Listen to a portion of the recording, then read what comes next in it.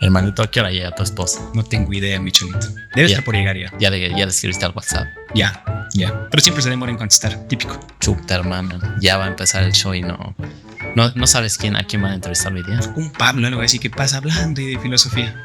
Habla serio. Sí. Pero va a estar interesante. Ojalá, esperemos. No va a llegar, hermano. Prende nomás para empezar a ver.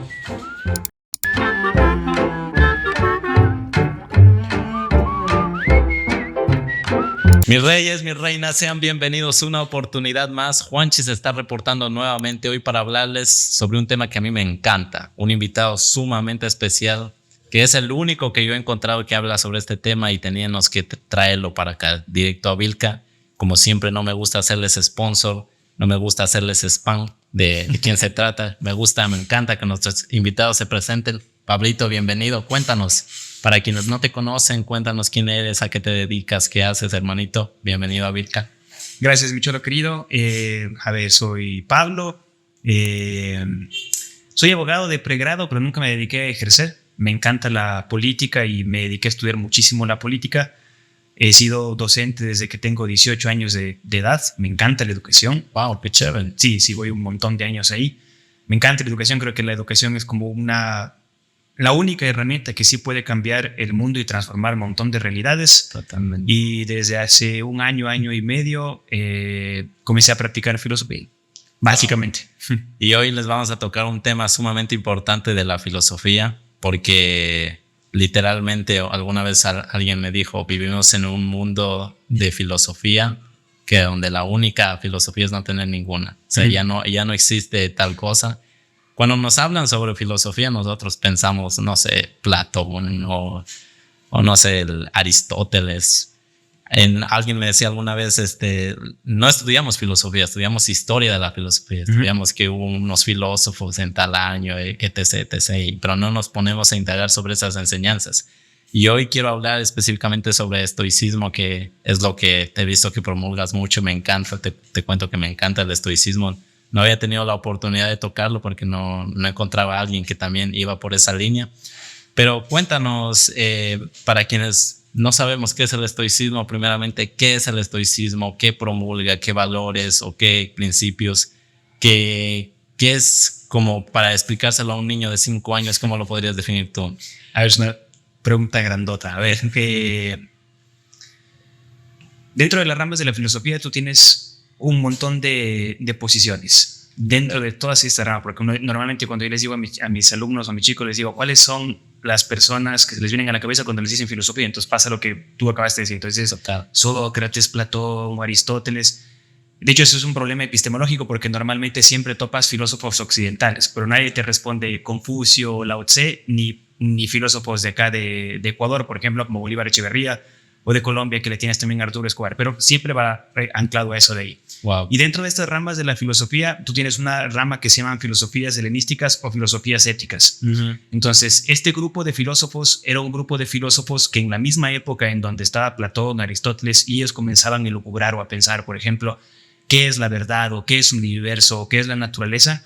Ellos dijeron, sí, está chévere, bacán que pensemos en todas estas cosas, pero en el día a día, cuando yo tenga un problema en mi casa o en mi relación o tengo un problema en el trabajo, no me sirve que yo esté pensando en qué es la verdad, qué es la luz, etc. Entonces se crea una rama de filósofos que comienzan a crear nuevas escuelas que dicen o que necesitan filosofía para la vida. Entonces, dentro de todas esas ramas, dentro de estas filosofías helenísticas o filosofías éticas, dentro de las primeras aparecen todas derivadas de Sócrates. Eso es súper interesante porque Sócrates al final termina siendo como el papá y el abuelo para muchos de la filosofía. Total. Entonces está, por ejemplo, el cinismo, está el hedonismo, el epicureísmo, y una de ellas es el estoicismo. Ese sería como un primer esbozo de dónde viene el estoicismo. Y el estoicismo es una escuela bastante peculiar porque normalmente antes la filosofía era una filosofía elitista. Es decir, solo las personas que eran hombres o las personas que tenían mucho peculio o mucha plata podían estudiar. Y normalmente terminaban siendo políticos o personas que hayan sido de élites, ¿no? Claro. El estoicismo es practicado y a lo largo de la historia tú puedes ver un montón de estoicos, esto ya como algo transversal, tienes esclavos, tienes reyes, tienes mercantiles, tienes boxeadores, deportistas, un montón de gente que practicó el estoicismo y eso es algo interesante. Entonces, quien funda esto se llama Zenón de Sitio. De hecho, el estoicismo antes se llamaba zenonismo. Oh, wow. Pero no les gustaba a los estoicos crear culto al líder o a una persona y dijeron, no, tenemos que llamarnos estoicos porque practicaban el estoicismo frente a una estoa que es una puerta. Zenón de Sitio era un mercader, era una persona que trabajaba sobre todo en navíos y un día se golpea, no llega al puerto, se le daña toda la mercancía, llega a Atenas, entra a una biblioteca y dicen, he perdido todo, no sé qué carajos tengo que hacer, Wow. ¿De dónde puedo buscar una respuesta? ¿Quién me puede dar respuestas para todas estas cosas que tengo? Y la persona que estaba en esa biblioteca me dice, salga y mire a todo lo que tiene afuera. Y eran los filósofos, porque en esa época todavía los filósofos caminaban por ahí generando sus escuelas. Y sale y ve a todos los filósofos hablando. Él se ancla a un cínico, de hecho, que era una de las escuelas cínicas. Entonces, Diógenes fundó la escuela cínica y él comienza a practicar con los cínicos, etcétera, pero no le gusta porque llegaban todo a demasiado ascetismo. ¿Qué es el ascetismo? Por ejemplo, ellos pensaban que no necesitaban absolutamente nada, sino que necesitaban solo las manos, por ejemplo, para beber agua, etcétera. Entonces ya él consideraba que era demasiado extremo.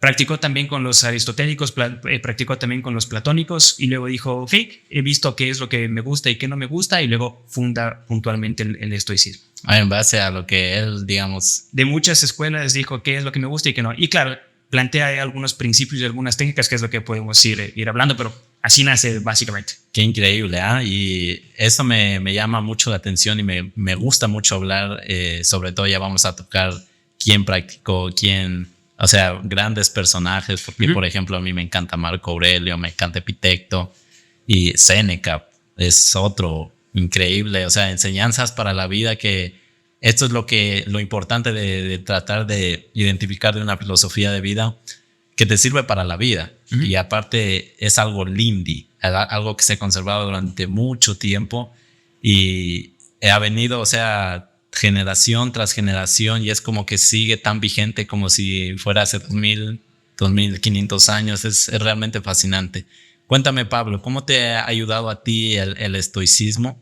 Porque si lo ponemos ya en un método práctico, tal vez la gente no sepa, ok, ya sabemos, ya nos contó la historia, ya nos dijo cómo se fundó, pero ¿para qué realmente me sirve tener una filosofía de vida? Porque la gente, como te digo, no, o sea, en el colegio nos dicen, a ver, historia de la filosofía, Platón vivió del tal al tal, antes de Cristo, etc., pero no nos ponen, o sea, es realmente increíble leer, por ejemplo, a Platón, a Aristóteles, lo que pensaban.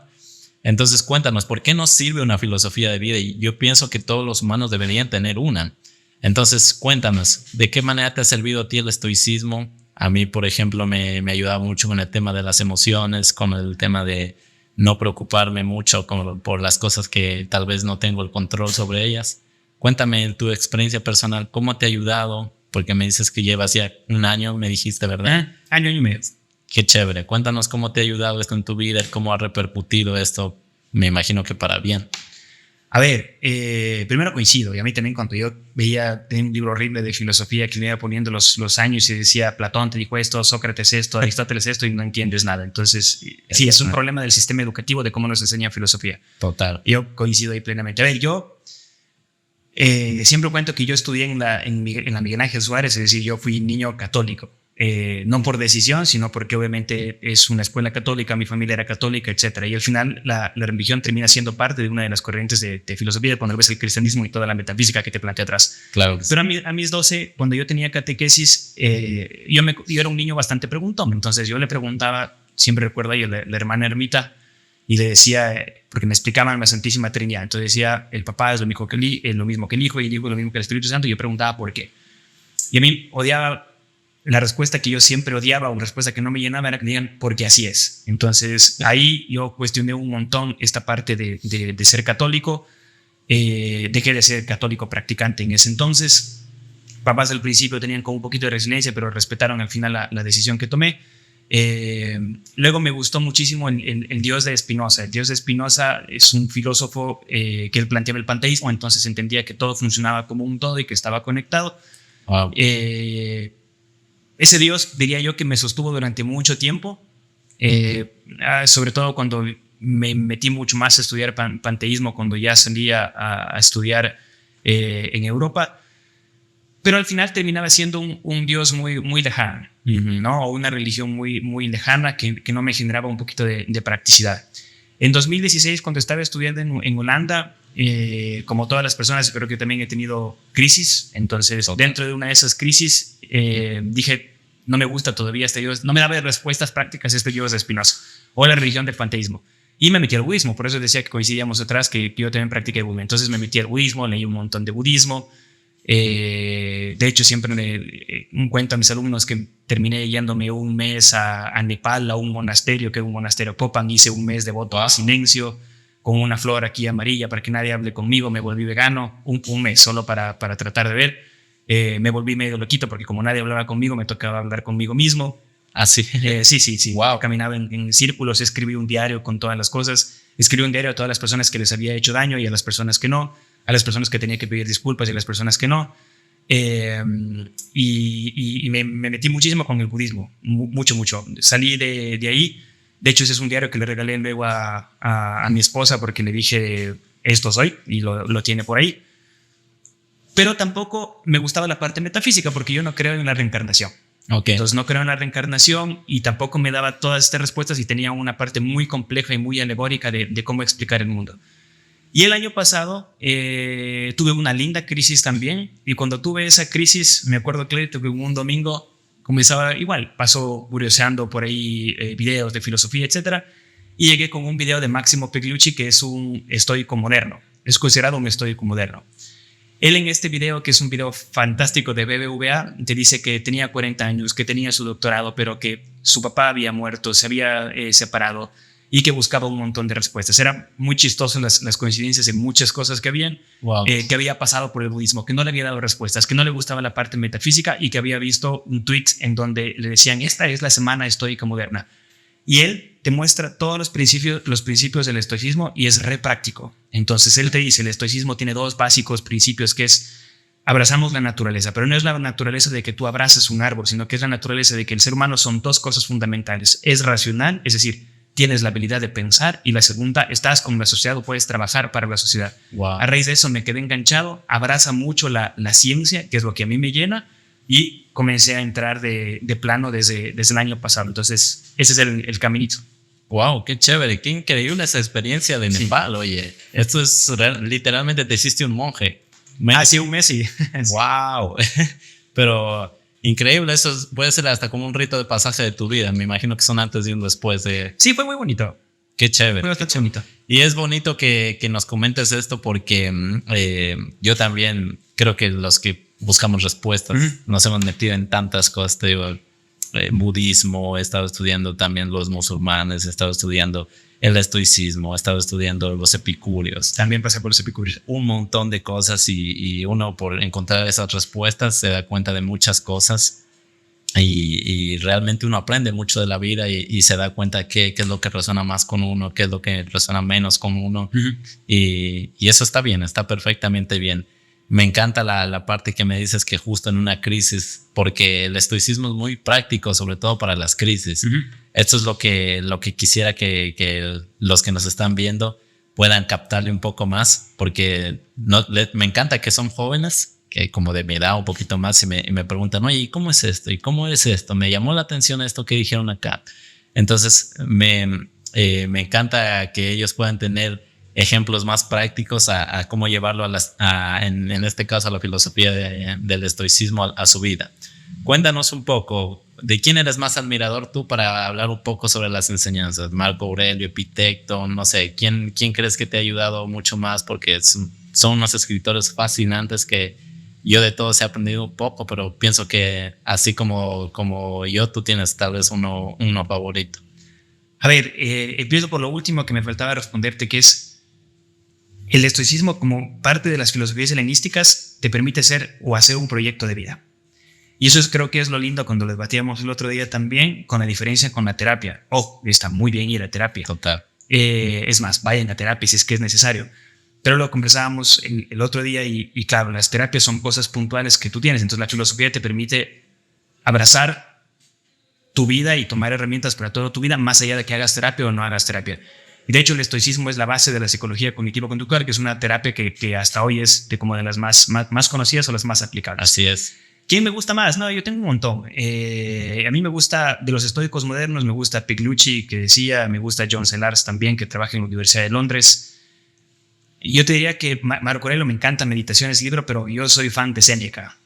Wow. Séneca, de hecho yo en 2014 había leído, no sabía que él era estoico, y leí de la brevedad de la vida y de la brevedad del tiempo y los 7 tratados de la sabiduría, y Séneca es un tipo que, aparte de ser estoico, termina siendo poeta, dramaturgo, político y más allá, pero sobre todo es un poeta. Y es un poeta que maneja una alegoría que te deja desarrollar un montón de pensamiento crítico. Entonces, capaz, si es que escojo a alguien, escogería a Séneca. Capaz, pero no necesariamente, pero capaz. Sí, no, y es increíble. O sea, el trabajo de Séneca es fascinante. Yo te digo, y aparte Séneca escribe para un público. Porque Meditaciones de Marco Aurelio es para él mismo.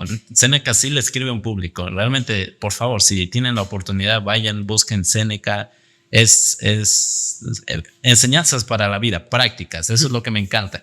Algo que quiero resaltar mucho es esto, que es increíble saber que sí está bien las terapias. Está muy bien, yo también creía mucho en las terapias y como tú dices, si alguien necesita ir a terapia, que vaya nomás a terapia, pero realmente me sirvió mucho tener una filosofía de vida, tener principios, valores. Esto, pongámoslo así, práctico para que lo entienda.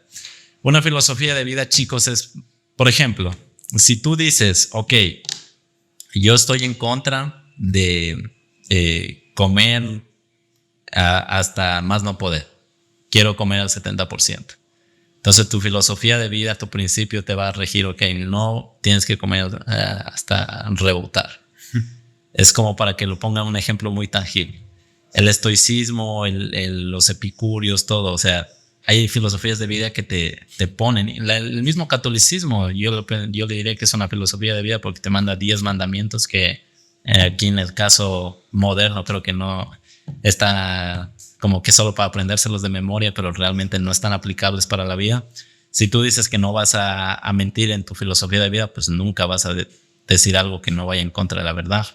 Es algo que tú te riges, es como un proyecto de tu vida.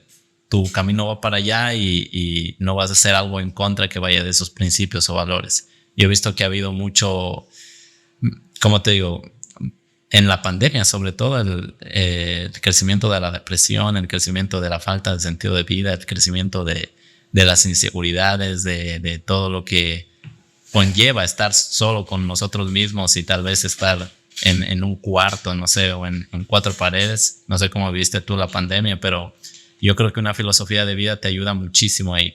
Cuéntame un poquito, hablemos ahora sobre lo que me dijiste de Séneca, que si tuvieras que escoger, tal vez, te la voy a poner un poco difícil. Si tuvieras que escoger alguna enseñanza de Séneca que te ha ayudado muchísimo, ¿con cuál te quedas tú? La perspectiva que él tiene del tiempo. Qué chévere. No es que tengamos menos tiempo y nos vayamos no es que tengamos menos tiempo y nos vayamos a morir, es que todos los días estamos muriendo y no sabemos qué hacer con él. Qué increíble. Sí, es el tiempo. Él tiene una perspectiva muy peculiar. Que la tenían todos los estoicos también cuando practicaban el memento mori, que era recuerda que te vas a morir, pero él la desarrollaba muchísimo más con el tiempo, porque la gente siempre se queja de no tengo tiempo, necesito más tiempo, etcétera. Y él dice, no, el tiempo está, lo que pasa es que tú tienes que decidir qué hacer con tu tiempo, en quién inviertes tu tiempo, cómo inviertes tu tiempo, y al final pensar que cada rato que tú estás pensando que quieres más tiempo es menos tiempo que tienes y por ende que estás muriendo. Entonces, Séneca en eso es brutal. Mira, qué casualidad que eso me ayudó muchísimo a mí con el tiempo, sobre todo para darme cuenta que el tiempo no es que hay que organizarlo, es que hay que invertirlo. Nosotros tenemos que convertirnos en un inversor de tiempo, porque yo antes decía, a ver, ¿cómo puedo organizar mi día?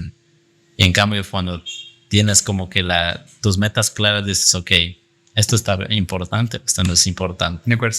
Esto me va a dar una buena inversión de tiempo, ¿no? Porque realmente no es que tienes que hacer muchas cosas, aunque yo sí me considero un poco loco apasionado por eso, pero realmente tienes que hacer cosas que no hagan como que tu tiempo se desperdicie. Hasta ir al baño no es un desperdicio de tiempo, tienes que saciar tus necesidades, literal.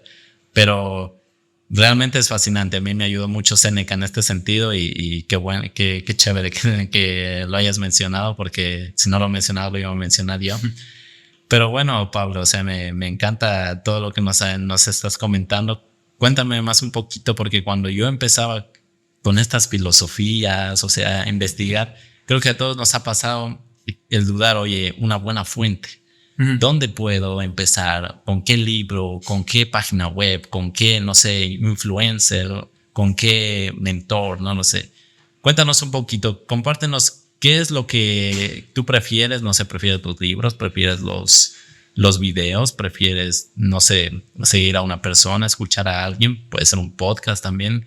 Cuéntanos un poquito, si alguien que le está llamando la atención el estoicismo, por dónde puede empezar a indagar un poco más de buenas fuentes, de buenos lugares que les va a ayudar mucho a comprender mucho más y a indagar en este tema. Buenazo. Yo, o sea, si es que es primera vez, yo siempre sugiero primero esta entrevista de Massimo Pignucci, al menos lo que a mí me ha pasado, que siempre me lo preguntan en TikTok, y les digo, véanse la entrevista de Massimo Pignucci a ver si es que les convence cuál es el panorama como muy amplio de que está alrededor del estoicismo.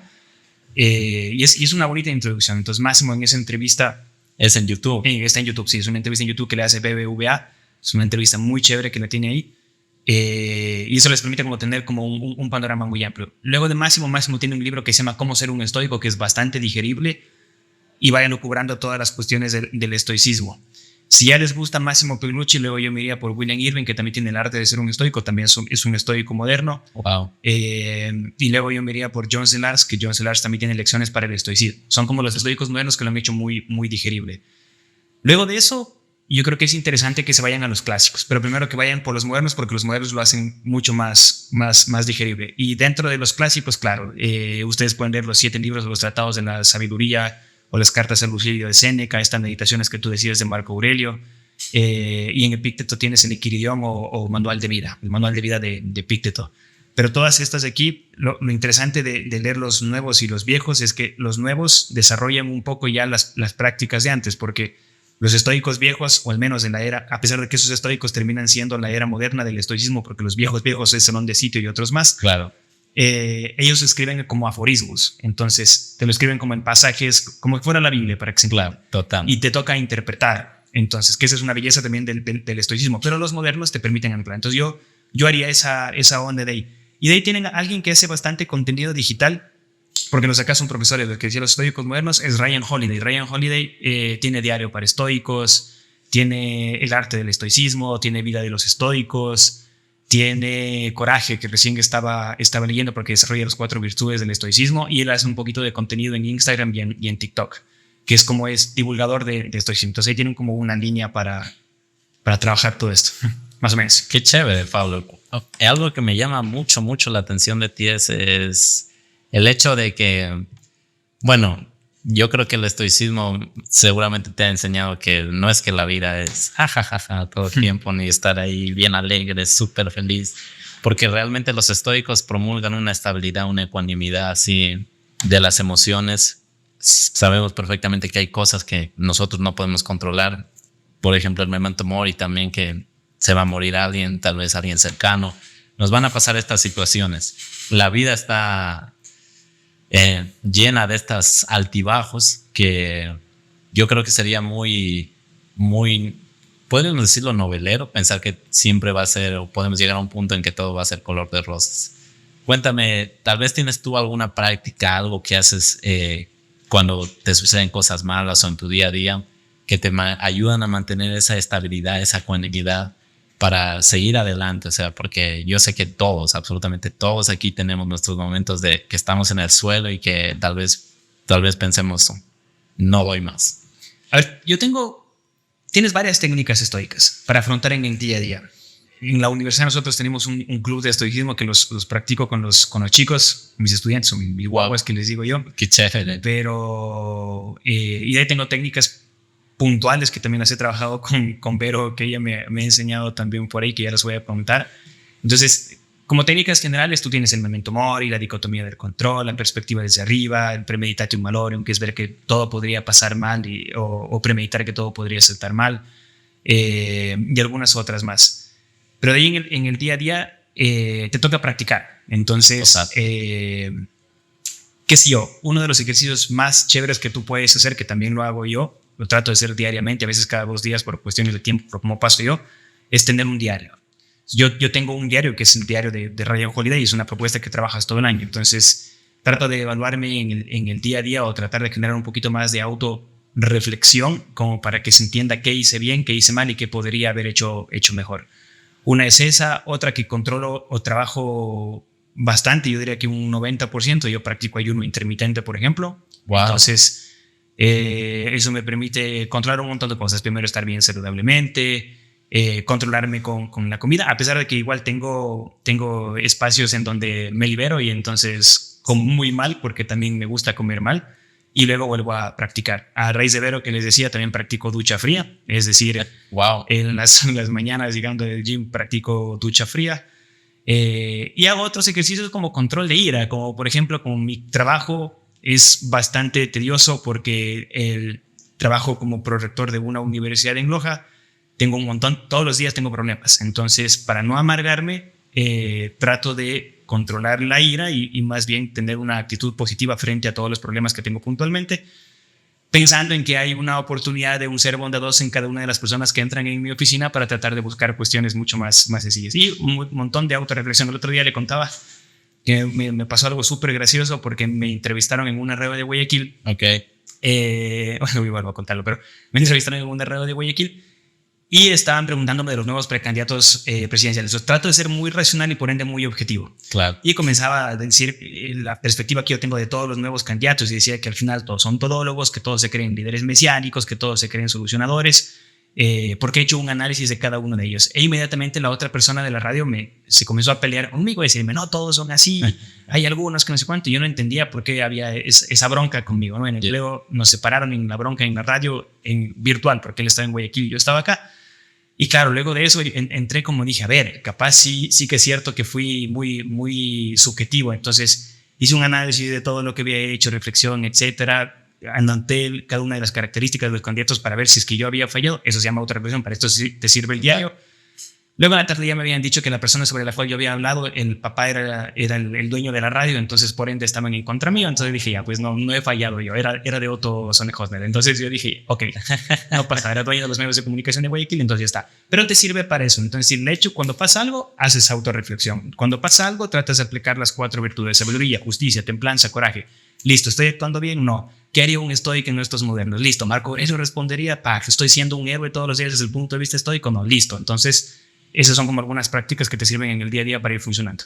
Qué chévere. Y realmente uno pensaría, yo te digo, porque yo personalmente pensaba cuando veía a alguien que practicaba estoicismo, que tenía, no sé, alguna filosofía de vida, que se lo veía, no sé, ecuánime, emanaba ese gravitas, digamos así, de que parece que no se enoja, parece que todo el tiempo está feliz. Ya, pero esa es una mala interpretación del estoicismo. Exacto. Esa es una mala interpretación del estoicismo. Y es un error de la DRAE, porque la Real Academia Española, cuando traduce la palabra estoico, le pone al estoico como alguien que no maneja necesariamente emociones. Entonces, muchos de los modernos dañamos obviamente mucho de los que se hicieron los antiguos. Entonces sí, ahí hay un error. A eso iba porque realmente tú te das cuenta que todos son personas. Todos sienten, todos tienen emociones, por más que no las expresen. Y la diferencia radica... No, pero no es que no expresan. Eso es bueno, porque siempre también pasa esto con los estudiantes, ¿no? Dice, ser estoico es voy a estar cara a piedra y no me va a pasar nada. No, sí. Yo practico estoicismo y igual me equivoco, igual peleo, igual, o sea, no, por eso le decía a mis chicos, le decía, no es que salen de aquí y dicen, mamá, soy estoico y comenzamos todos a levitar, claro. Estamos por ahí, no tiene nada que ver. Pero sí te ayuda a reaccionar mejor, porque controlas las impresiones que tienes sobre las cosas. Eso es cierto. O tal vez cambias el espacio. Porque yo decía, por ejemplo, antes, yo te digo, yo era muy sensible emocionalmente, podía ponerme a llorar aquí, digamos, pero me di cuenta que tal vez, por ejemplo, aquí no es el espacio. Entonces, tal vez me voy a dar el espacio en mi casa de sentir mis emociones, de expresar, no sé, de ponerme a llorar, etc. Y realmente te ayuda mucho en ese tipo de situaciones, porque la verdad a lo mejor no queda muy bien llorar así en público y que todo el mundo... Depende, a ver, yo te diría... Si atrás del estoicismo viene esta suerte filosófica que te dicen que no expresas, ¿ya? Y la emoción no es mala per se. Exacto. Lo que sí te va a decir el estoicismo es que si vos vas a llorar, te preguntes por qué estás llorando. Entonces, si estás llorando porque tú crees que algo te está haciendo daño, pregúntate si realmente algo de afuera te está haciendo daño. Si es que algo de afuera te está haciendo daño y no tienes tú cómo trabajar por sobre aquello que está afuera, ¿para qué lloras? Es lo que diría el estoicismo. Por eso esta muy mala interpretación, porque en el estoicismo tú tienes 3 grandes disciplinas. Tienes la disciplina del deseo, que es ver qué puedes desear y qué no, y ahí practicas tus 2 virtudes. Tú tienes la disciplina de la acción, que es saber que yo voy a ser justo, y la más importante, que es la del consentimiento. Esta disciplina del consentimiento es entender a qué tú le das poder. Y en que tú le das poder es que tú tienes que ver la impresión sobre que tienes del mundo externo. Entonces, si yo vengo hoy día y te digo a ti, eres un hijo de tal y cual, y digo, ok, ¿qué impresión tengo de esto? ¿Me está insultando? ¿No me está insultando? ¿Soy un hijo de tal y cual? ¿No soy un hijo de tal y cual? Entonces, listo, si no me afecta y no depende de mí, puedes seguirme diciendo lo que estoy diciendo y entonces al otro no le afecta. Por eso es que el estoico tienen esta mala interpretación de que no expresas. Claro. Ahora, igual la cosa es aprender a gestionar emociones, sin duda. Pero esa es como la interpretación que se da alrededor. Y ese es el porqué. Es verdad. Y qué bueno que lo aclaraste, ¿eh? Porque justo iba a esa parte de que alguna vez vi un meme que, como te digo, cuando yo empezaba a estudiar estoicismo, pensaba que era así. Pensaba que era,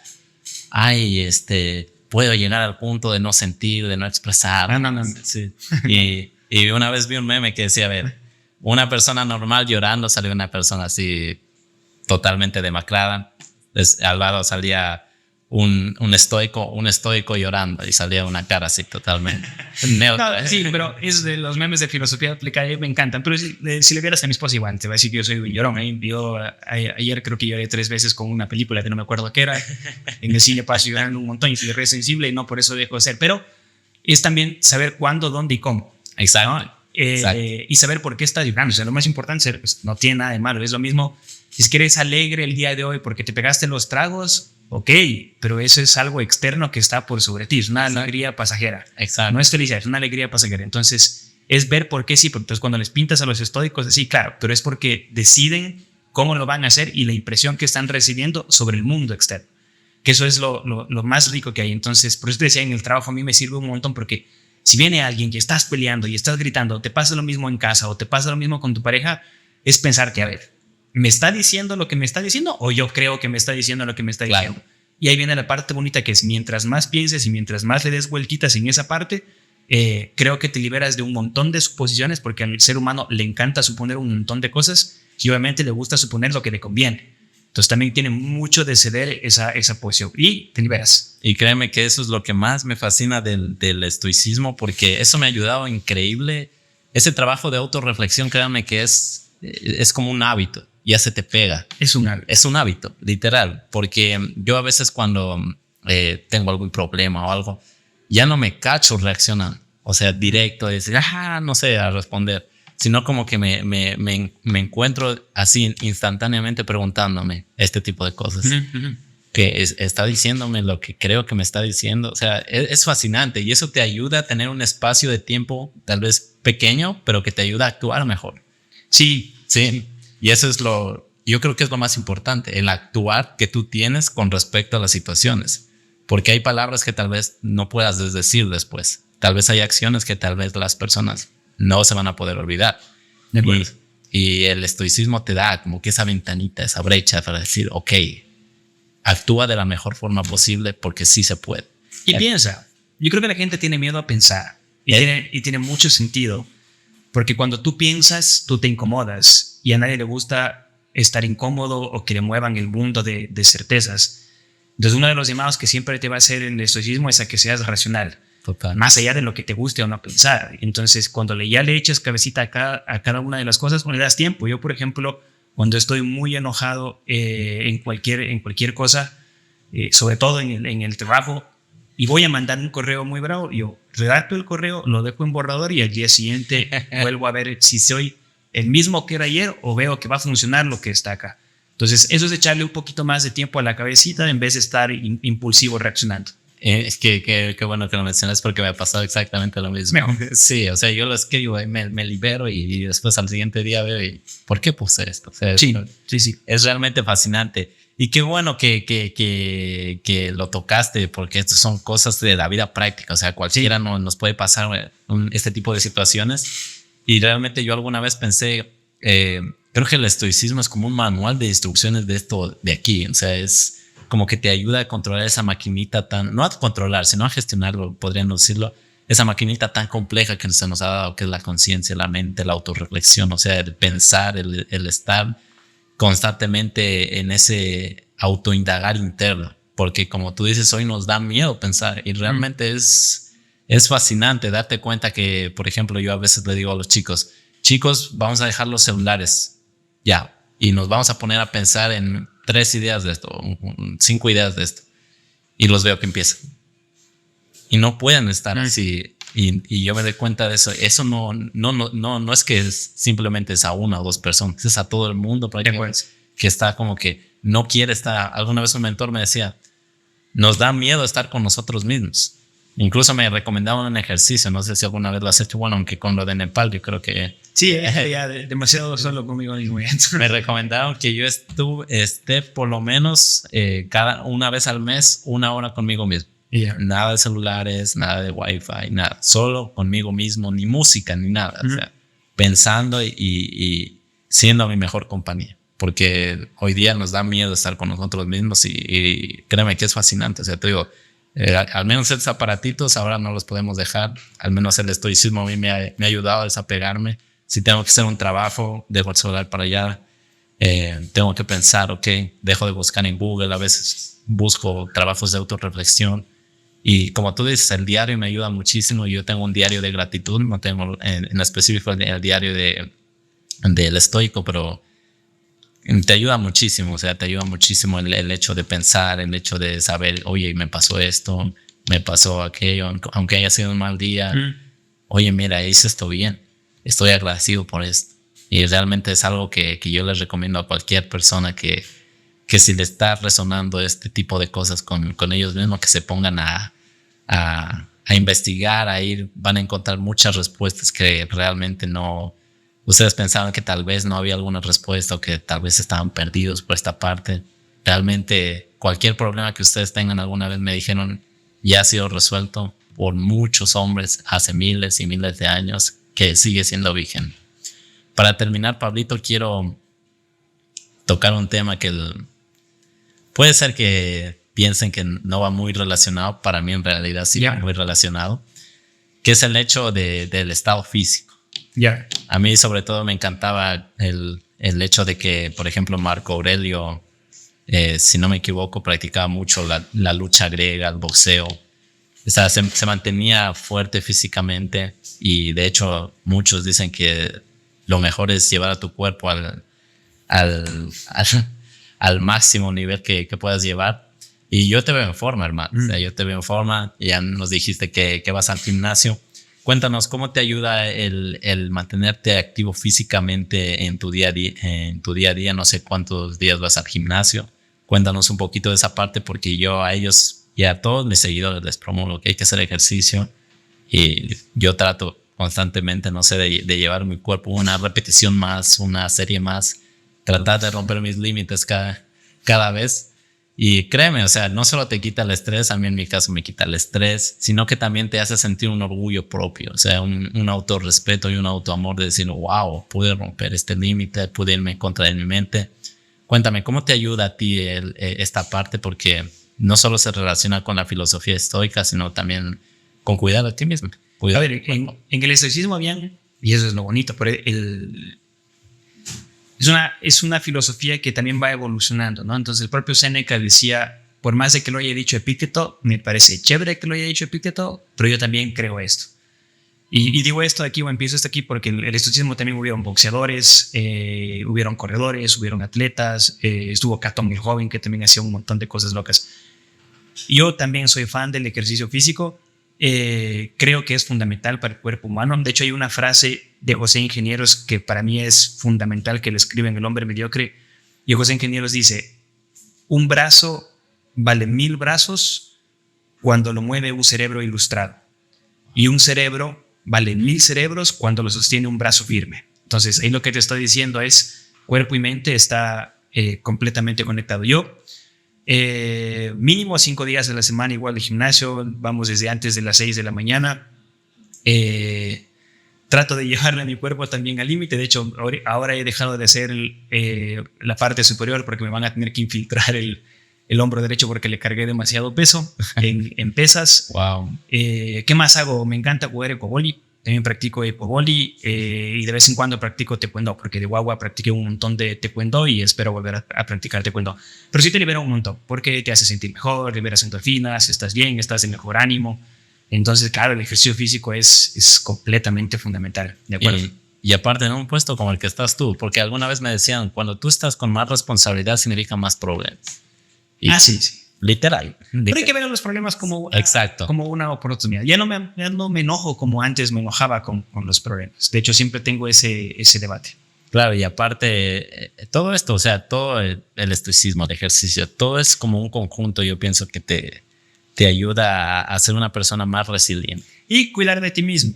Exacto. También, que va de mano de que puedas alimentarte también bien. Sin ser completamente ascético, ¿no? De coger y decir, nunca voy a comer mal, nunca me voy a pegar un trago. O sea, no vayan a entender que el estoicismo, hoy día digo, porque el estoicismo le decía a mis chicos, y entonces, ¿qué bestia? Nunca me voy a pegar una miela. No, o sea, hazlo con moderación. Eso es lo que te dirían los estoicos. Eso es lo que les digo yo a ellos, o sea, literal.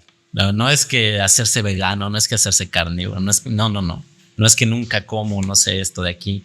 Es que simple y sencillamente le pongo una moderación.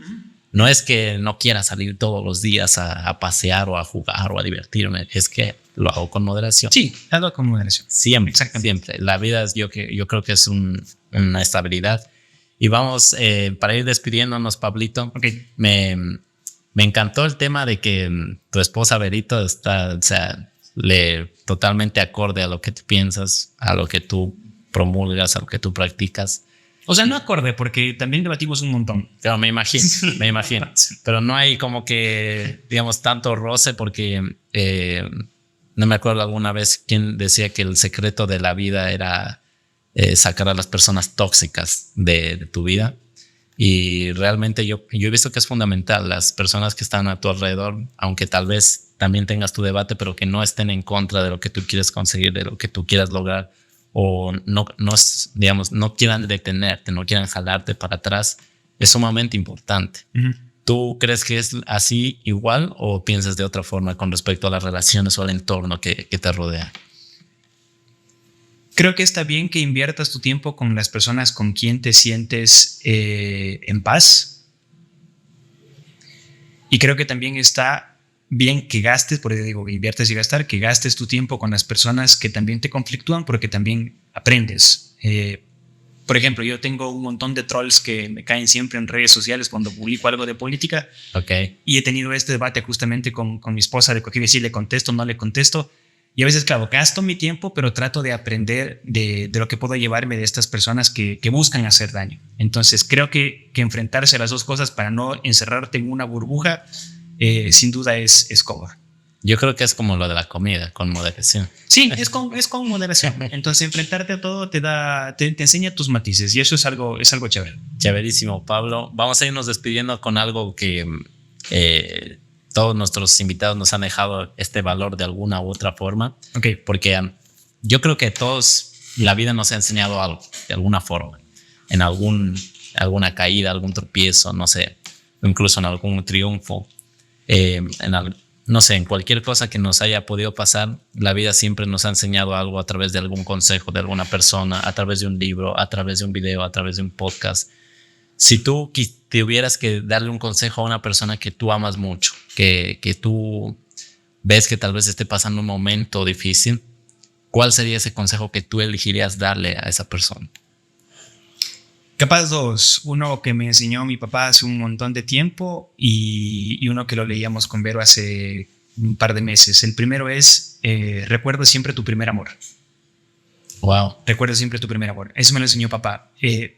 Pero papá no se refería a eso al amor de pareja, sino que te decía, lo que te estaba tratando de decir ahí es, vas a dudar un montón de veces en lo que tienes que hacer, vas a sentirte perdido en un montón de veces frente a lo que tienes que hacer, y la única manera de que vuelvas a anclarte a lo que tú quieres hacer, o lo que tú sueñas, o la visión que tú tienes de tu vida o de tu proyecto de vida es: recuerda tu primer amor. ¿Qué es lo que te mueve a ti? Entonces, eso a mí ha sido un ancla para mí súper importante. Y la otra que la leíamos en un libro el otro día es de un general Sherman que era en Estados Unidos, que en algún momento le citaba a Shakespeare, y una parte de Shakespeare, me encantó esa parte de ello, un poema que dice: sé fiel a ti mismo. Y el ser fiel a ti mismo creo que es gigante, porque en un mundo en donde la sociedad normalmente te exige que tengas un estereotipo, o que te vendas, o que hagas las cosas mal, o que cojas el camino corto porque es más sencillo, o que vayas por el placer, ser fiel a ti mismo significa a veces el camino largo, y ese camino largo está lleno de un montón de miedos, un montón de esfuerzos, un montón de recompensas que capaz no lleguen, pero al final vas a poder dormir en la noche en paz, y eso significa la fidelidad a uno mismo. Qué chévere, qué increíble. Es verdad, o sea, a veces incluso ser fiel a uno mismo es difícil. Obvio, claro. En una sociedad que tal vez te empuja a ir a pensar o a actuar de otra forma. Obvio. Pero tienes toda la razón. Vas a dormir muy, pero muy bien.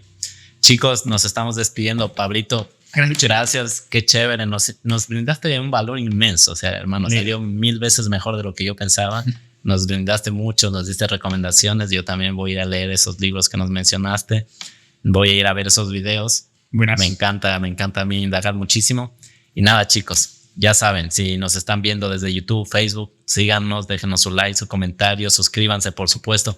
Compartan este podcast, este contenido a una persona que ustedes crean que necesita escuchar este tipo de cosas, que crean que le pueda servir, que le pueda aportar de alguna forma. Y por supuesto, si lo están escuchando desde alguna plataforma, Spotify, Apple Podcasts, Amazon Music, estamos en muchísimas, también déjenos su valoración, compártanlo y ayúdenos a hacernos mucho más grandes. Acuérdense muy, pero muy bien que si ustedes mejoran, este mundo mejora. Nos estamos viendo al siguiente. Chao.